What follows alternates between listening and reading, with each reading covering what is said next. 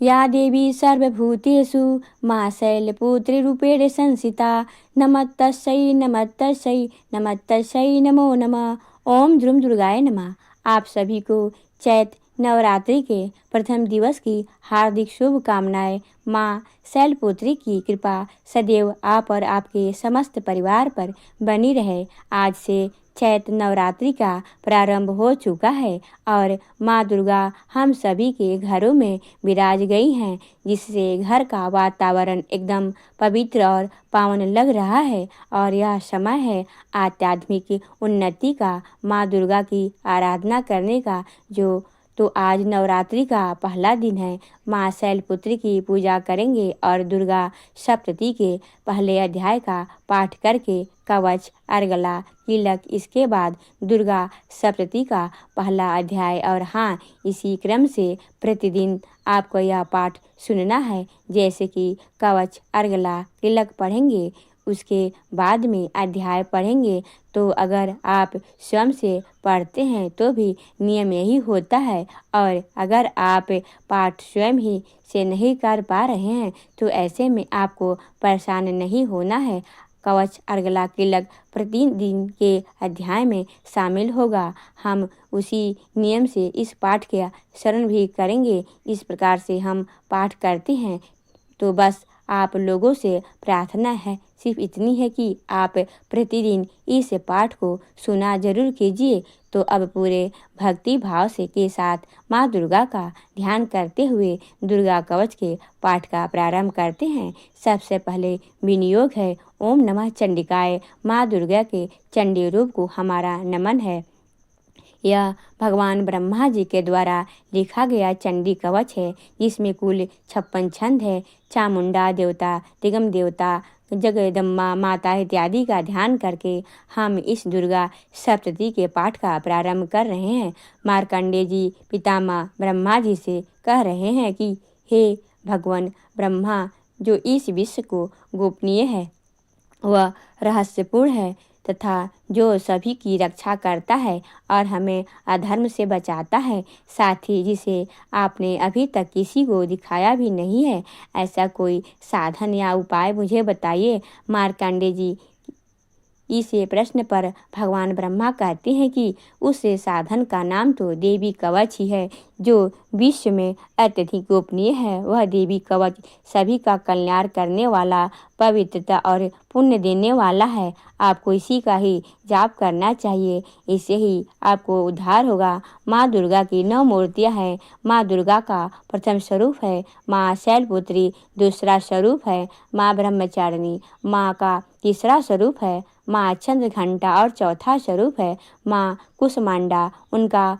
5वां रूप स्कंद माता का है और 6ठा रूप माँ कात्यायनी का है। 7वां स्वरूप माँ कालरात्रि का और 8वां स्वरूप माँ महागौरी के नाम से प्रसिद्ध है। माँ दुर्गा का 9वां रूप है माँ सिद्धरात्रि। यही 9 दुर्गा के रूप हैं, जिसे भगवान ब्रह्मा के द्वारा वेदों के माध्यम से बताया गया है। जो मनुष्य अग्नि में जल रहा हो, सभी ओर से शत्रुओं से घिर गया हो, विपरीत परिस्थितियों का सामना कर रहा हो, और उस समय यदि वह माँ दुर्गा की शरण में जाता है तो उसका कभी भी बुरा नहीं हो सकता है। अर्थात माँ दुर्गा का ध्यान किए जाने पर माँ दुर्गा उसकी हर परिस्थितियाँ में सहायता करती है। यदि युद्ध का समय हो और मनुष्य संकटों में घिरा हुआ हो तो भी माँ दुर्गा के प्रभाव से उसका कुछ भी बुरा नहीं होता है। माँ दुर्गा उसके दुख, पीड़ा, भय इत्यादि का नाश कर देती हैं। जो भी भक्तगण माँ दुर्गा की भक्ति करता है, माँ दुर्गा अवश्य ही उन्हें अभय दान देती हैं। जो कोई भी देवी दुर्गा का ध्यान करता है, माँ दुर्गा उसकी हर प्रकार से रक्षा करती हैं, और इस बात में भी कोई संशय नहीं है। चामुंडा माता का वाहन प्रेत है और वे उस पर सवारी करते हैं। बाराही माता का वाहन भैंसा है, इंद्री माता का वाहन हाथी है। तो वहीं वैष्णवी माता का वाहन गरुड़ है। भगवान शिव की पत्नी व सभी की ईश्वरी माँ पार्वती का वाहन वृषभ है। कुमारी माता का वाहन मोर है। लक्ष्मी माता कमल के आसन पर विराजमान है और उन्होंने अपने हाथों में भी कमल लिया हुआ है। वे भगवान विष्णु को अत्यधिक प्रिय हैं। वृषभ पर बैठी हुई माँ पार्वती का रंग सफ़ेद है। भगवान ब्रह्मा की पत्नी व माँ ब्राह्मणी या माँ सरस्वती हंस पर बैठी हुई हैं और सभी प्रकार के आभूषण पहने हुए हैं। इस प्रकार से माता रानी अपने भिन्न भिन्न रूपों में सभी तरह से योग व शक्तियों को ली हुई हैं। उन्होंने कई प्रकार के आभूषण व रत्न पहने हुए हैं जो उनकी शोभा को बढ़ा रहे हैं। माँ दुर्गा का एक रूप अत्यधिक क्रोध से रथ पर बैठा हुआ दिखाई देता है जो दुष्टों को नाश करने के लिए है। वे अपने हाथों में शंख, सुदर्शन चक्र, हल, गदा, मुसल इत्यादि लिए हुए हैं। इसके अलावा उन्होंने अपने हाथों में खेडक, तोमर, परशु, पाश, त्रिशूल तथा उत्तम कोटि का धनुष भी लिया हुआ है। माँ दुर्गा दैत्यों, दुष्टों व राक्षसों का नाश कर देती हैं, भक्तों का कल्याण करती हैं तथा देवताओं का सदैव हित करती हैं। इसी उद्देश्य के तहत ही उन्होंने भिन्न भिन्न भांति के अस्त्र शस्त्र लिए हुए हैं। माँ दुर्गा के महारुद्र प्रलयकाली पराक्रमी महाशक्तिशाली अत्यधिक उत्साही तथा भय का नाश कर देने वाले इस रूप को हम सभी नमस्कार करते हैं। माँ देवी के उस प्रलयकारी रूप की ओर देखना भी बहुत मुश्किल है जो शत्रु का भय बढ़ाने का कार्य करता है।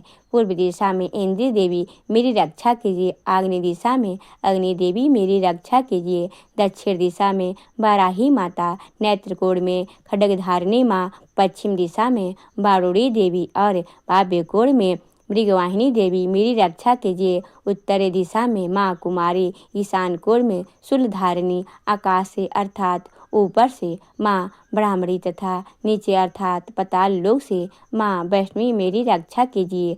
राक्षसों के शव को अपने वाहन के रूप में उपयोग में लाने वाली माँ चामुंडा देवी आप दसों दिशाओं से मेरी रक्षा कीजिए। आगे से माँ जया तथा पीछे से माँ विजया आप मेरी रक्षा कीजिए। माँ अर्जिता मेरे वाम भाग में और दक्षिण दिशा में अपराजिता देवी मेरी रक्षा करे। मेरे सिख की रक्षा उधर तनी देवी और माँ उमा मेरे सिर की रक्षा करे अर्थात उसमें वास करे।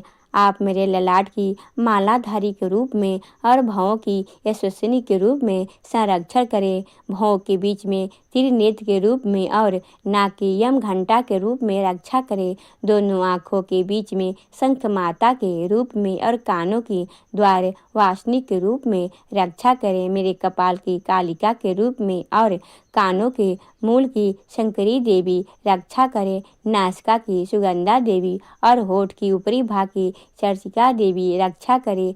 होठ के निचले भाग की रक्षा अमृतकला देवी और जीभ की सरस्वती देवी रक्षा करे। मेरे दांतों की कुमारी देवी, कंठ की चंडिका देवी, घंटिका की चित्रघंटा देवी और तालु की महामाया देवी रक्षा करे। मेरी ठोड़ी की कामाक्षी देवी, बाड़ी की सर्वमंगला देवी, गिरवा की भद्रकाली तथा मेरुदंड की धनुर्धारी देवी रक्षा करे।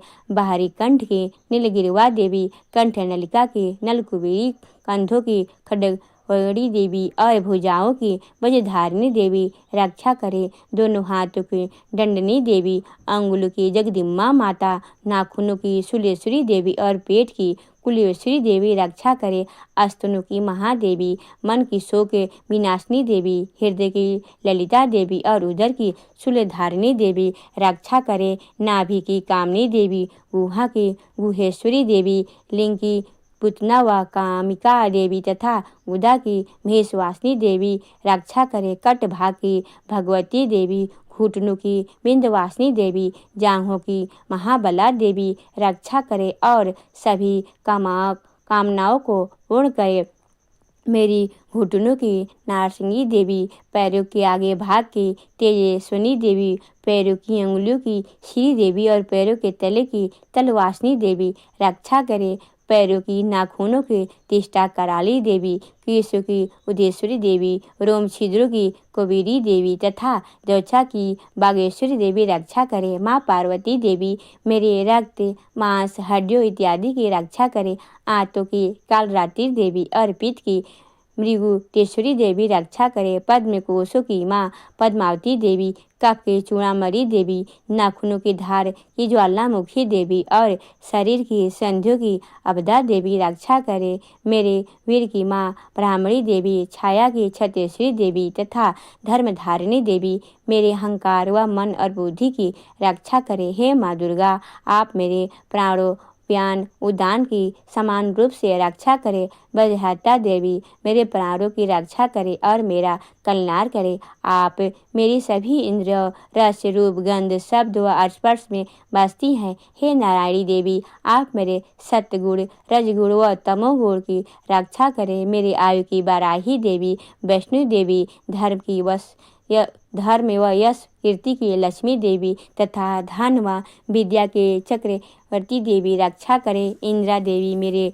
गोत्र की चंडी देवी, मेरे पशु की महालक्ष्मी देवी, मेरे पुत्रों की और भैरवी देवी मेरी पत्नी की रक्षा करें। मेरे पति की सुपक्ता देवी और उस माँ की क्षेमकरी देवी, राजा के दरबार में महालक्ष्मी देवी तथा सभी जगह निवास करने वाली विजय देवी मेरे भय की रक्षा करे।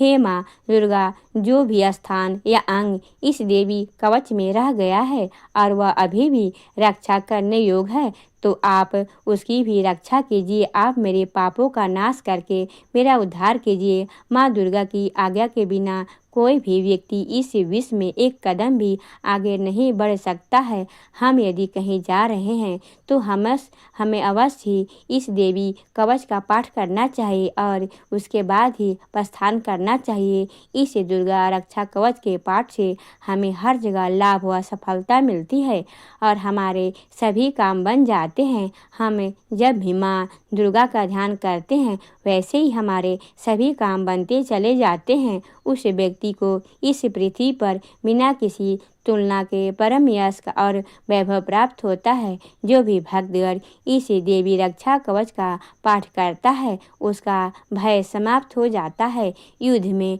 उसकी विजय होती है तथा वह तीनों लोकों में पूजनीय हो जाता है। देवी माता का यह रक्षा कवच देवताओं तक के लिए बहुत दुर्लभ है। जो व्यक्ति इस देवी कवच का तीनों समय श्रद्धा भाव के साथ पाठ करता है उसे देवी माता की कृपा से तीनों लोकों में विजय मिलती है। वह अकाल मृत्यु से के भय से दूर होता है तथा 100 वर्षों से भी अधिक समय तक जीवित रहता है।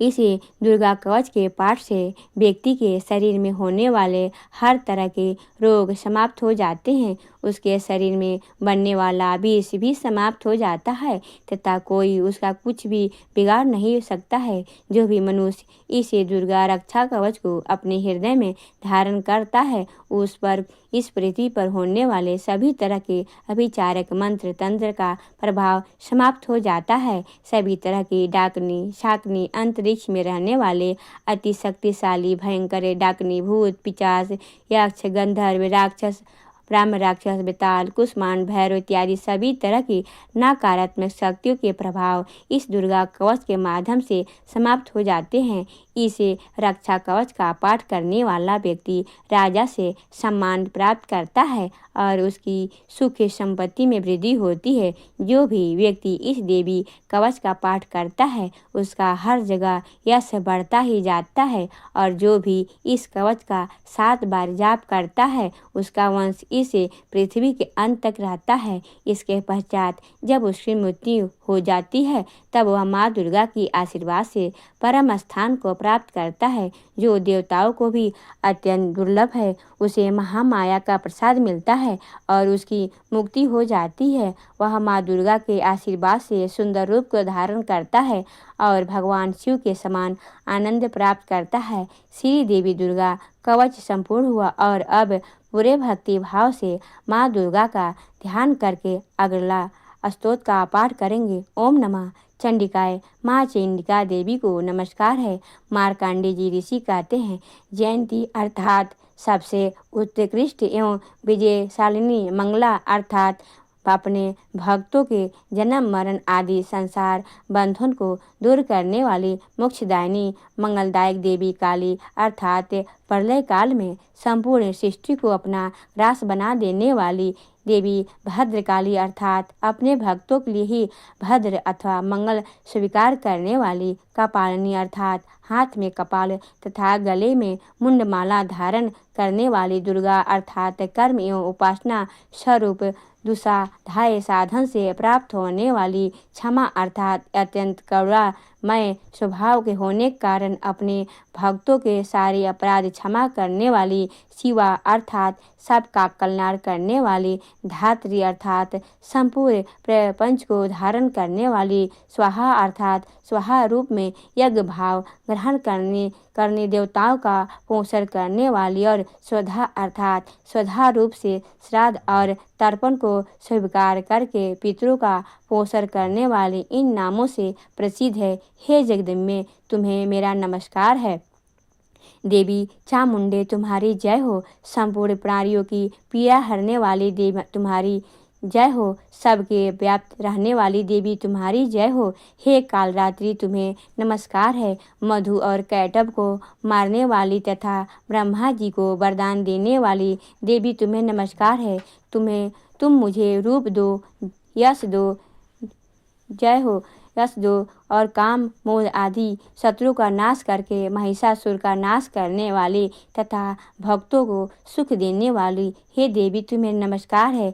तुम रूप दो, जय दो, यश दो और काम क्रोध आदि शक्तियों का नाश करो, रक्त बीज का वध और चामुंड का विनाश करने वाली हे देवी तुम रूप दो, जय दो, यश दो और काम क्रोध आदि शत्रु का नाश करो, शुभ और निशुंभ तथा ध्रुम लोचन का मर्दन करने वाली हे देवी तुम रूप दो, जय दो, यश दो और काम क्रोध आदि शत्रु का नाश करके सबके द्वारा वंदित युगल चढ़ने वाले तथा संपूर्ण सौभाग्य प्रदान करने वाली हे देवी तुम रूप दो, जय दो, यश दो और काम क्रोध आदि शत्रुओं का नाश करो हे देवी तुम्हारे रूप और पवित्र चरित्र आचरित हैं। तुम समस्त शत्रु का विनाश करने वाली हो।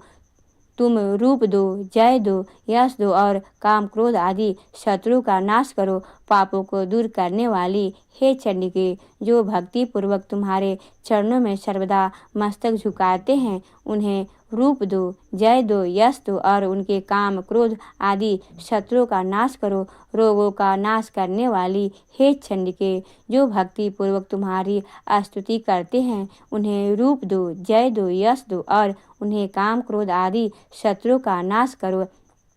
हे चंडिके, इस संसार में जो वे भक्ति पूर्वक तुम्हारी पूजा करते हैं उन्हें रूप दो, जय दो, यश दो और उनके काम क्रोध आदि शत्रुओं का नाश करो। मुझे सौभाग्य और आरोग्य दो, परम सुख दो, रूप दो, जय दो, यश दो और मेरे काम क्रोध आदि शत्रुओं का नाश करके जो मुझसे द्वेष रखते हैं उनका नाश और मेरे बल की वृद्धि करो। रूप दो, या जय दो, यश दो और मेरे काम क्रोध आदि शत्रु का नाश करो। हे देवी, मेरा कल्याण करो, मुझे उत्तम संपत्ति प्रदान करो। रूप दो, जय दो, यश दो और मेरे काम क्रोध आदि शत्रुओं का नाश करो। हे अंबिके, देवता और असुर दोनों ही अपने माथे के मुटु की मड़ियों को तुम्हारे चरण में खींचते रहते हैं।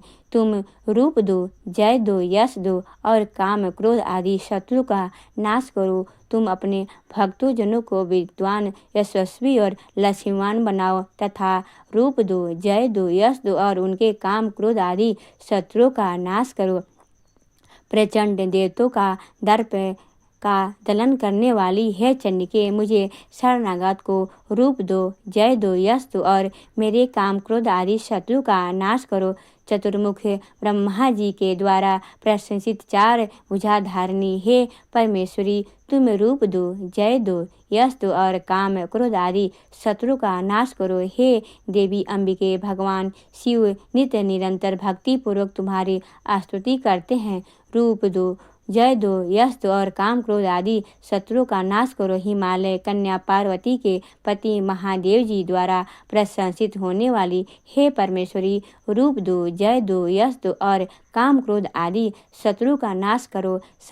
सचितपति इंद्र के द्वारा सद्भाव से पूजित होने वाली हे परमेश्वरी, तुम रूप दो, जय दो, यश दो और काम क्रोध आदि शत्रु का नाश करो। प्रचंड भुजदंडों वाले दैत्यों का घमंड चूर करने वाली हे देवी, तुम रूप दो, जय दो, यश दो और काम क्रोध आदि शत्रु का नाश करो। हे देवी अम्बिके, तुम अपने भक्त जनों को सदा समीप आनंद प्रदान करती रहती हो। रूप दो, जय दो, यश दो और मेरे काम क्रोध आदि शत्रुओं का नाश करो। मन की इच्छा के अनुसार चलने वाली मनोहर पत्नी प्रदान करो, जो दुर्गम संसार सागर से तारने वाली तथा उत्तम कुल में उत्पन्न हुई हो। जो मनुष्य इस अर्गला स्तोत्र का पाठ करके सप्तदी रूपी महास्तोत्र का पाठ करता है, वह सप्तशती की जय जप संख्या में गिनने वाले श्रेष्ठ फल को प्राप्त होता है। साथ ही वह प्रचुर संपत्ति भी प्राप्त कर लेता है।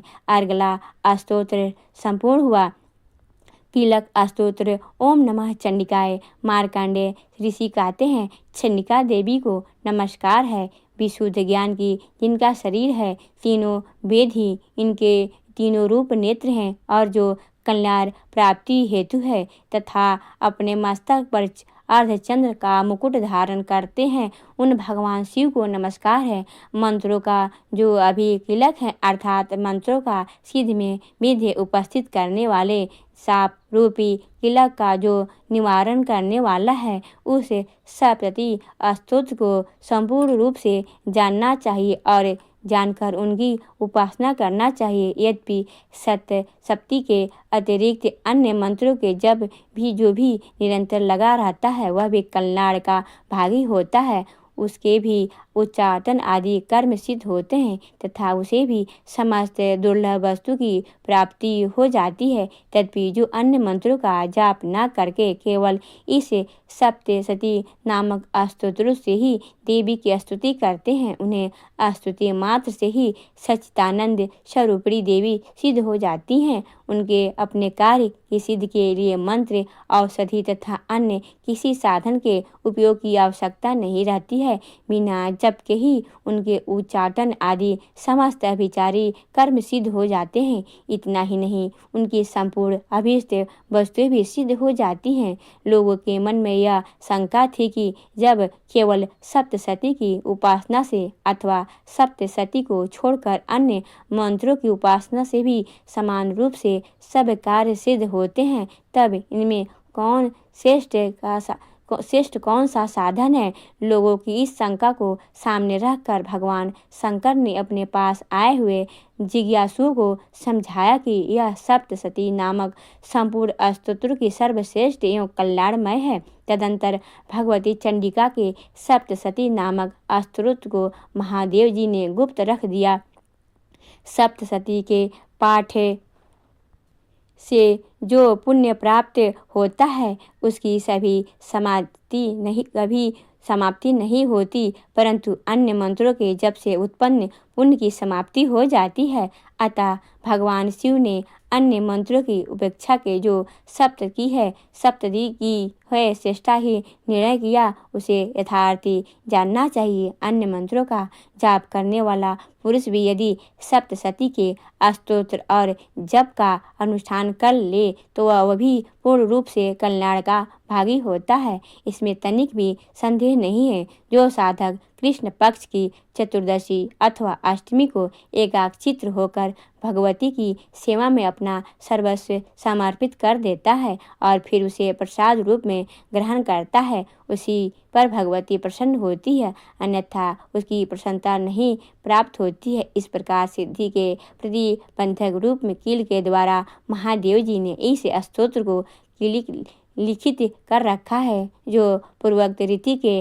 निष्क्रियन करके इस सप्तशती स्तोत्र का प्रतिदिन अष्टपद उच्चारण पूर्वक पाठ करता है, वह मनुष्य सिद्ध हो जाता है, वही देवी का पार्षद होता है और वही गंधर्व भी होता है। सर्वत्र विचरते रहने पर भी इस संसार में उसे कहीं भी भय नहीं होता।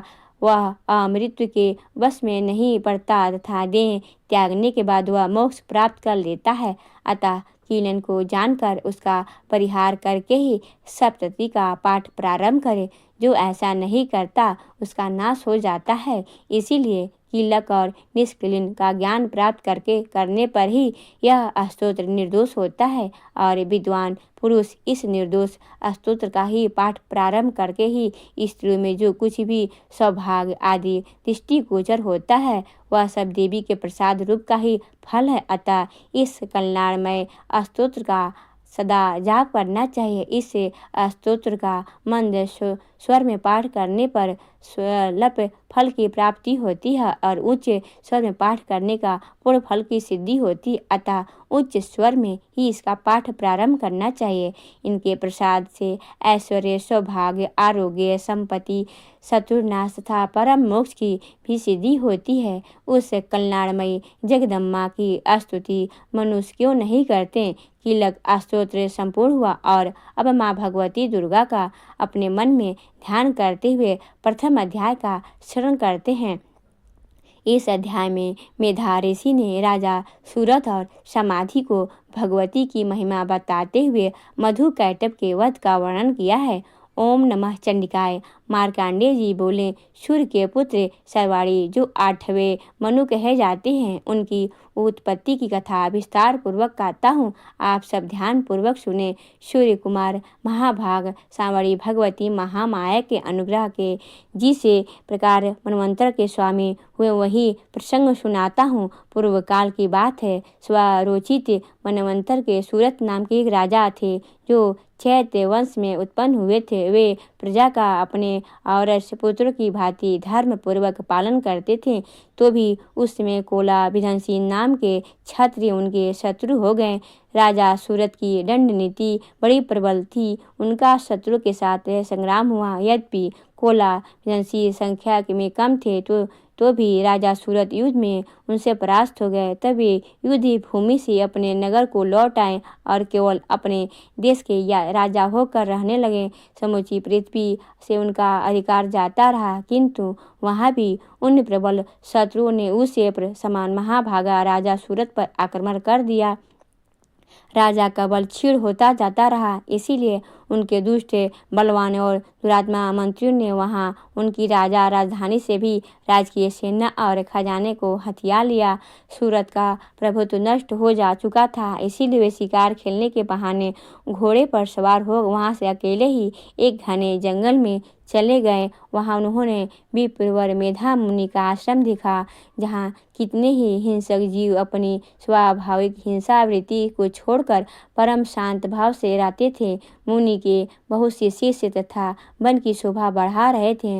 वहां जाने पर मुनि ने उनका सत्कार किया और वे उन्हें मुनि श्रेष्ठ के आश्रम में रहकर इधर उधर विचरते हुए कुछ काल तक रहे। फिर ममता से आकृष्ट चित्त होकर वहां इस प्रकार चिंता करने लगे, पूर्व काल में मेरे पूर्वजों ने किसका पालन किया था, वही नगर आज मुझे रहित है। पता नहीं मेरे दुराचारी वृत्ति उनकी धर्म पूर्वक रक्षा करते हैं या नहीं। जो सदा मद की वर्षा करने वाला और शूरवीर था, मेरा वह प्रधान हाथी अब शत्रु के अधीन होकर न जाने किन भोगों को भोगता होगा। जो लोग मेरी कृपा, धन और भोजन पाने से सदा मेरे पीछे पीछे चलते थे, वे निश्चय ही अब दूसरों के राजाओं के अनुसरण करते होंगे। उन्हें अपव्यपी लोगों के द्वारा सदा खर्च होते रहने के कारण अत्यंत कष्ट से जमा किया हुआ मेरा वह खजाना खाली हो जाएगा। यह तथा और भी कई बातें राजा सूरत निरंतर सोचते रहते थे। एक दिन उन्होंने वहां विप्र मेधा के आश्रम के निकट एक वैश्य को देखा और उनसे पूछा, भाई तुम कौन हो? यहाँ तुम्हारे आने का कारण क्या है? तुम क्यों शोकाग्रस्त और अनमने से दिखाई देती हो? राजा सूरत का यह प्रेम पूर्वक राजा का कहा हुआ वचन सुनकर वैश्य ने विनीत भाव से उन्हें प्रणाम करके कहा। वैश्य बोला, हे राजन, मैं धनियों के कुल में उत्पन्न एक वैश्य हूँ। मेरा नाम समाधि है। मेरा दुष्ट स्त्री और पुरुषों ने धन के लोभ से मुझे घर से बाहर निकाल दिया है। मैं इस समय धन, स्त्री और पुत्र से वंचित हूँ। मेरे बेचनीय बंधु ने मेरा ही धन लेकर मुझे दूर कर दिया है, इसलिए दुखी होकर मैं वन में चला आया हूँ। यहाँ रहकर मैं इस बात को नहीं जानता कि मेरे पुत्रों की, स्त्री की और स्वजनों की कुशल क्या है या नहीं है। इस समय घर में कुशल से रहते हैं अथवा नहीं, उन्हें कोई कष्ट है या नहीं, वे मेरे पुत्र कैसे हैं, क्या वे सदाचारी हैं अथवा दुराचारी हो गए हैं। राजा ने पूछा, जिन लोभी स्त्री पुत्र आदि के धन के कारण तुम्हें घर से निकाल दिया, उनके प्रति तुम्हारे चित्त में इतना स्नेह बंधन क्यों है। वैसे बोला, आप मेरे विषय में जैसी बात करते हैं वह सब ठीक है, किंतु क्या करूं, मेरा मन निष्ठुर नहीं धारण करता है।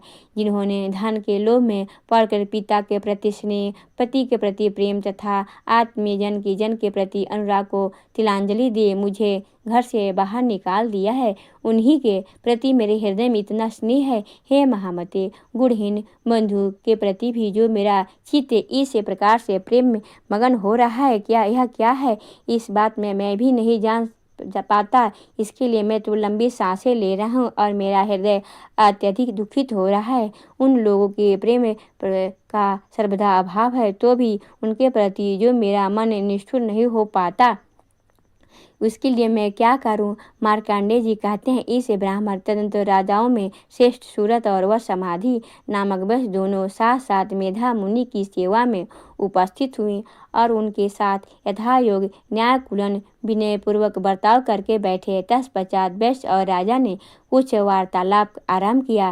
राजा ने कहा, हे भगवान, मैं आपसे एक बात पूछना चाहता हूँ, मुझे बतलाइए। मेरा चित्त अपने अधीन न होने के कारण वह बात मेरे मन को बहुत अधिक दुख देती है। जो राज्य मेरे हाथ से चला गया है, उसमें और उसके संपूर्ण अंगों में मेरी ममता बनी हुई है। और हे मुनिश्रेष्ठ, जानते हुए भी कि अब वह मेरा नहीं है, अज्ञानी की भांति मुझे उसके लिए दुख क्यों होता है, यह क्या है। इधर यह वैश्य भी घर से अपमानित होकर आया है, इसके पुत्र, स्त्री और वृतों ने इसे छोड़ दिया है, स्वजनों से भी इसका परित्याग कर दिया है, तो भी वह उनके प्रति अत्यंत हार्दिक स्नेह रखता है। इस प्रकार यह तथा मैं दोनों बहुत दुखी हैं। इसमें प्रत्येक दोष देखा गया है। उसे विषय के लिए भी हमारे मन में ममता जनित आकर्षण पैदा हो रहा है। हे महाभाग, हम दोनों समझदार हैं, तो भी हमें जो मोह पैदा हुआ है यह क्या है। विवेक शून्य पुरुष की भांति मुझ में और इसमें भी यह मूर्ता प्रत्यक्ष दिखाई देती है। तब ऋषि बोले, हे महाभाग, विषय मार्ग का ज्ञान सब चीज़ों को हो है, इसी प्रकार विषय भी इसके लिए है, अलग अलग है। कुछ प्राणी दिन में नहीं देखते और रात में देखते ही नहीं, तथा कुछ जीव ऐसे हैं जो दिन रात रात्रि में भी बराबर देखते हैं। यह ठीक है कि मनुष्य समझदार है, किंतु केवल वही नहीं है, पशु पक्षी और मृग आदि सभी प्राणी समझदार होते हैं। मनुष्यों की समझ भी वैसी होती है जैसे उन मृग और पक्षियों की होती है, तथा जैसी मनुष्य की होती है वैसी ही मृग पक्षी आदि का भी होती है। यह तथा अन्य बातें भी प्रायः दोनों में ही समान है। समझ होने पर भी उन पक्षियों को देखो, वह स्वयं भूख से पीड़ित होकर कुछ भी मोहवश बच्चों की चोंच में कितने भाव चाव से अन्न के दाने डाल रहे हैं। हे नरश्रेष्ठ, क्या तुम नहीं देख सकते कि यह मनुष्य समझदार होते भी लोभवश अपने किए हुए उपकार का बदला पाने के लिए पुत्र की अभिलाषा करते हैं। यद्यपि उनमें से समझ की कमी नहीं है, तथापि वे संसार की स्थिति, जन्म मरण की परंपरा बनाए रखने वाली भगवती महामाया के प्रभाव द्वारा ममतामय भंवर से युक्त होकर गहरे गर्त के गिराए गए हैं। इसीलिए इसमें आश्चर्य करना नहीं चाहिए। जगदीश्वर भगवान विष्णु की योग निद्रा रूपा जो भगवती महामाया है, उन्हीं से यह जगत मोहित हो रहा है। वे भगवती महामाया देवी ज्ञानियों के भी चित्त को बलपूर्वक खींचकर मुंह में डाल देती है। वे ही इसे संपूर्ण चराचर जगत की सृष्टि करती है, तथा वे ही प्रसन्न होने पर मनुष्य को मुक्ति के लिए वरदान देती है। वे ही पराविद्या, संसार बंधन और मोक्ष की हेतुभूता सनातनी देवी तथा संपूर्ण ईश्वरियों की भी अधीश्वरी हैं। राजा ने पूछा, हे भगवान जिसे आप महामाया कहते हैं वे देवी कौन है? ब्राह्मण उनका अभिवार कैसे हुआ तथा उसके चरित्र कौन कौन से हैं? ब्रह्मा श्रोताओं में श्रेष्ठ महर्षि उन देवी का जैसा प्रभाव हो वैसा स्वरूप हो और जिस प्रकार प्रादुर्भाव हुआ हो वह सब मैं आपके मुख से सुनना चाहता हूँ। तब ऋषि बोले, हे राजन, वास्तव में तो यह देवी नित्य स्वरूपा ही है। स्वरूप जगत उन्हीं का रूप है तथा उन्होंने समस्त विश्व को व्याप्त कर रखा है। तथापि उनका प्राकट्य अनेक प्रकार से होता है, वह मुझसे सुनो। यद्यपि वे नित्य और अजन्मा है, तथापि जब देवताओं का कार्य सिद्ध करने के लिए प्रकट होती हैं उस समय लोक में उत्पन्न हुई कहलाती हैं। कल्प के अंत में जब संपूर्ण जगत एकाकार निमग्न हो रहा था और सबके प्रभु भगवान विष्णु शेषनाग की शैया बिछाकर योग निद्रा का आश्रय ले रहे थे, उस समय उनके कानों के मैल से दो भयंकर असुर उत्पन्न हुए जो मधु और कैढ़व के नाम से विख्यात हुए थे। वे दोनों ब्रह्मा जी का वध करने के लिए तैयार हो गए। भगवान विष्णु के नाभि कमल के विराजमान प्रजापति ब्रह्मा जी ने जब उन दोनों भयानक असुरों को अपने पास पाया और भगवान को सोया हुआ देखकर तब एकाग्रचित होकर उन्होंने भगवान विष्णु को जगाने के लिए उनके नेत्रों के निवास करने वाली योग निद्रा का स्तवन प्रारंभ किया, जो इस विश्व की अधीश्वरी जगत को धारण करने वाली, संसार का पालन और संहार करने वाली तथा तेज स्वरूपा भगवान विष्णु की अनुपम शक्ति हैं। उन्हीं भगवती निद्रा देवी की भगवान ब्रह्मा स्तुति करने लगे। ब्रह्मा जी ने कहा, हे देवी, तुम ही स्वाहा, तुम ही सुधा और तुम ही बस कटार हो। स्वर भी तुम्हारे ही स्वरूप है और तुम ही जीवनदायिनी सुधा हो। नित्य अक्षर प्रवण में आकार उकार मकार इन तीनों मात्राओं में रूप में तुम ही स्थिर हो तथा इन तीन मात्राओं के अतिरिक्त जो बिंदु रूपा नित्य अर्थ मात्रा है, इनका विशेष रूप से उच्चारण नहीं किया जा सकता, वह भी तुम ही हो। हे देवी, तुम ही संध्या सावित्री तथा परम जननी हो। हे देवी, तुम ही इस विश्व ब्रह्मांड को धारण करती हो। तुमसे ही इस जगत की सृष्टि होती है, तुम ही से ही इसका संपालन होता है और सदा तुम ही कल्प के अंत में सबको अपना ग्रास बना लेती हो। हे जननी देवी, इस जगत की उत्पत्ति के समय तुम ही सृष्टि रूपा हो, पालन काल में स्थिति रूपा तथा कल्पपांत के समय संहार रूप में धारण करने वाली हो। तुम ही महाविद्या, महामाया, महामेधा, महास्मृति, महामोह रूप महादेवी और महासुरी हो और तुम ही तीनों गुणों को उत्पन्न करने वाली सबकी प्रकृति हो। भयंकर काल रात्रि, महारात्रि और मोहरात्रि भी तुम ही हो। तुम ही सीम, तुम ही ईश्वरी, तुम ही हिम और तुम ही बोध स्वरूपा बुद्धि हो। लज्जा, पुष्टि, तृष्टि, शांति और क्षमा भी तुम ही हो। तुम खड्ग धारणी, शूल धारणी और घोर रूपा तथा गदा, चक्र, शंख, धनुष धारण करने वाली हो। बाण, मुसड़ी और परिधि यह तुम्हारे ही अस्त्र हैं। तुम सौम्य और सौम्यतर हो। इतना ही नहीं, जितने भी सौम्य एवं सुंदर पदार्थ हैं उन सब की अपेक्षा तुम ही अत्यधिक सुंदरी हो। पर और ऊपर से परे रहने वाली परमेश्वरी तुम ही हो। हे सर्वस्वरूपे देवी, कहीं भी सत्य असत्य रूप जो भी कुछ वस्तुएं हैं और उन सब की जो शक्ति है वह तुम ही हो। ऐसी अवस्था में तुम्हारी स्तुति क्या हो सकती है? जो इस जगत की सृष्टि, पालन और संहार करते हैं, उन भगवान को भी जब तुमने निद्रा के अधीन कर दिया है, तब तुम्हारी स्तुति करने में यहाँ कौन असमर्थ हो सकता है? मुझसे भगवान शंकर को तथा भगवान विष्णु को भी तुमने ही शरीर धारण करवाया है, अतः तुम्हारी स्तुति करने की शक्ति किसमें है? हे देवी, तुम तो अपने इस उदार प्रभाव से ही प्रशंसित हो। यह तो दोनों दुर्धर्ष असुर और मधु कैटभ हैं, इनको मुँह में डाल दो और जगदीश्वर भगवान विष्णु को शीघ्र ही जगा दो और इसके साथ ही इनके भीतर की इन दोनों महान असुरों को मार डालने की बुद्धि उत्पन्न कर दो। तब ऋषि कहते हैं, हे राजन, जब ब्रह्मा जी ने वहाँ मधु और कैटभ को मारने के उद्देश्य से भगवान विष्णु को जगाने के लिए तमोगुण की अधिष्ठात्री देवी योग निद्रा की इस प्रकार स्तुति की, तब वे भगवान के नेत्र, मुख, नासिका, बाहों, हृदय और वक्ष स्थल से निकलकर उपयुक्त जन्मा ब्रह्मा जी की दृष्टि के समक्ष खड़ी हो गई। योग निद्रा से मुक्त होने पर जगत के स्वामी भगवान जनार्दन उसे एकाग्र और जल में शेषनाग की छाया से जगह उठे और फिर उन्होंने उन दोनों असुरों को देखा। वे दुरात्मा मधु और कैटव अत्यंत बलवान तथा पराक्रमी थे। वे क्रोध से लाल आंखें किए ब्रह्मा जी को खा जाने के लिए उद्यत कर रहे थे। तब भगवान श्री हरि ने उठकर उन्होंने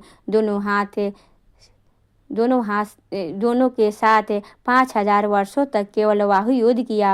वे दोनों ही अत्यंत बल के कारण उद्मग्ध हो रहे थे। इधर महामाया ने भी उन्हें मुंह में डाल रखा था, इसीलिए वे भगवान विष्णु से कहने लगे, हम तुम्हारी वीरता से संतुष्ट हैं, तुम हम लोगों से कोई वर मांगो। श्री भगवान बोले, यदि तुम दोनों मुझ पर प्रसन्न हो तो अब मेरे हाथ से मारे जाओ, बस इतना सा ही मैंने वर मांगा है, वो यहाँ दूसरे किसी वर से क्या लेना है। ऋषि कहते हैं, इस प्रकार धोखे में आ जाने पर जब उन्होंने संपूर्ण जगत में जल ही जल देखा, तब कमल नयन भगवान से कहा, जहाँ पृथ्वी जल में डूबी ना हो, जहाँ सूखा स्थान हो, वहीं हमारा वध करो। ऋषि कहते हैं, तब तथास्तु कहकर शंख चक्र और गदा धारण करने वाले भगवान ने उन दैत्यों के मस्तक अपनी जांघ पर रखकर चक्र से काट डाले। इस प्रकार यह देवी महामाया ब्रह्मा जी की स्तुति करने पर स्वयं प्रकट हुई थी।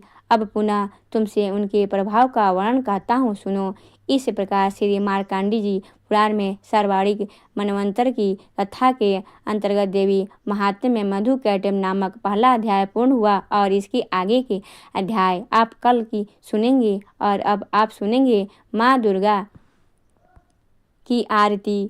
ओम जय अम्बे गौरी मैया, जय श्यामा गौरी मैया जी को निशे दिन ध्यावते, मैया जी को निशे दिन ध्यावते, हरि ब्रह्मा शिवरी।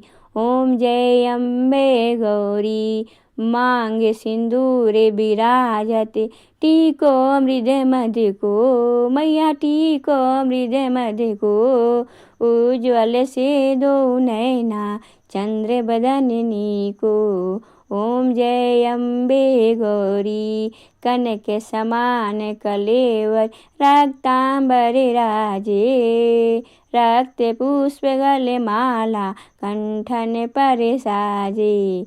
ओम जय अम्बे गौरी के हरि वाहन राजत, खड्ग खपर धारी, सुर नर मुनि जन सेवते, तिनके दुख हारी। ओम जय अम्बे गौरी कानन कुंडल शोभित, नासाग्रे मोती, कोटिक चंद्र दिवाकरे, राजत समज्योति। ओम जय अम्बे गौरी शुंभ निशुंभ बिडारे, महिषासुर घाती, ध्रुम बिलोचन नैना, निश दिन मध्यमाती।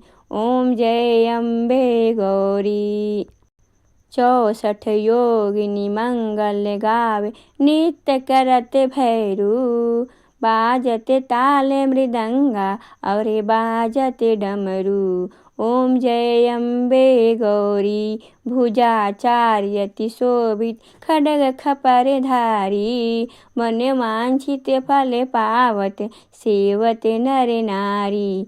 ओम जय अम्बे गौरी कंचन थाल विराजत, अगर कपूर बाती, श्रीमाल खेत में राजत, कोटि रतन ज्योति। जय अम्बे गौरी श्री अम्बे जी की आरती, जो कोई नर गावे, कहत शिवानंद स्वामी, भजत हरि हरे स्वामी, मन वांछित फल पावे। ओम जय अम्बे गौरी मैया, जय अम्बे गौरी मैया, जय श्यामा गौरी मैया, निश दिन ध्यावती, तुमको निश दिन ध्यावती, हरि ब्रह्मा शिवरी। ओम जय अम्बे गौरी, जय अम्बे गौरी, जय श्यामा गौरी।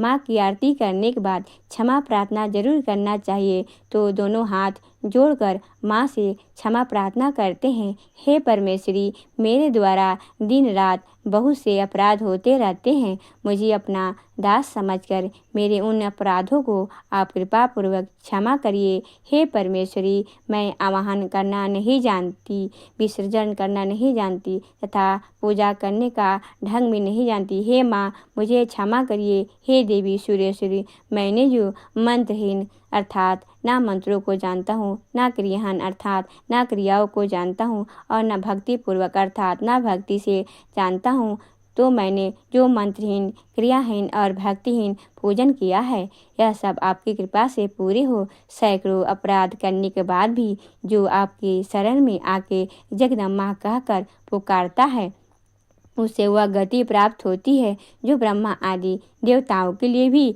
पाना आसान नहीं है। हे जगदम्बे, मैं अपराधी हूँ, किंतु आपकी शरण में आया हूँ। इस प्रकार दया का पात्र हूँ, आप जैसा चाहें वैसा करें। हे देवी परमेश्वरी, अज्ञानवश भूल से भी या बुद्धि भ्रष्ट होने के कारण मैंने जो भी नियुक्तता या अधिकता कर दी हो, वह सब क्षमा करें और प्रार्थना करें। हे सच्चिदानंद स्वरूपा परमेश्वरी, जगत माता कामेश्वरी, आप मेरे ऊपर मेरी यह पूजा स्वीकार करें और मुझ पर प्रसन्न हो। हे देवी सुरेश्वरी, आप गोपनीय से भी गोपनीय वस्तु की रक्षा करने वाली हैं। मेरे निवेदन किए हुए इसे जप को ग्रहण कीजिए। आपकी कृपा से मुझे सिद्धि की प्राप्ति हो। इसी प्रकार क्षमा प्रार्थना मंत्र के पाठ से दुर्गा माता आपके जाने अनजाने से हुए सारे अपराधों को क्षमा करेंगी और उनकी कृपा सदैव आपके ऊपर बनी रहेगी।